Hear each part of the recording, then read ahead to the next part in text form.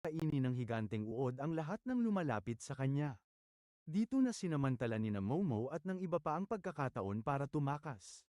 Pero bigla, napansin ni JYN na nakahandusay sa lupa sina Okaren at Momo. May hawak sa kanilang mga ulo, at mukhang may kakaibang nangyayari. Lumapit siya para tulungan sila, sabay tanong kung anong nangyari. Ngunit bigla na lang nagbago ang anyo ni Okaren, naging kakaiba ito at nagsimulang habulin si JYN. Matapos mawala ng kontrol, sinimulang atakihin ni Okaran si JYN, na natamba sa sahig at walang kalaban-laban.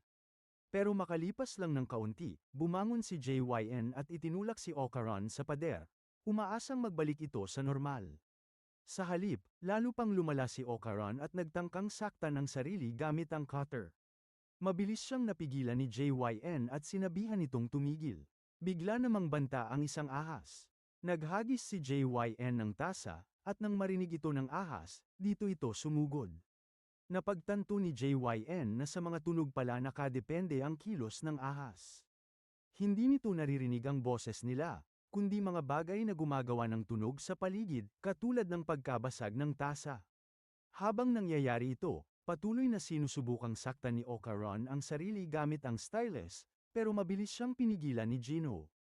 Sa unang pagkakataon, nagsalita si Okaran sa ganoong estado at sinabi kay JYN na pabayaan na lang siya mamatay. Biglang nagwala rin si Momo at sinubukang saktan ng sarili gamit ang basag na salamin.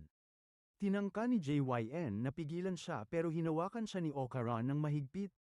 Nakapagdulot ng sugat si Momo gamit ang salamin, pero imbes na sa sarili niya ito tumama, nasaksak niya si Lola Turbo. Nalito si Lola pero hindi niya naramdaman ang sakit. Pinuri ni JYN si Lola Turbo sa mabilis nitong pagkilos at tinanong kung ayos lang siya.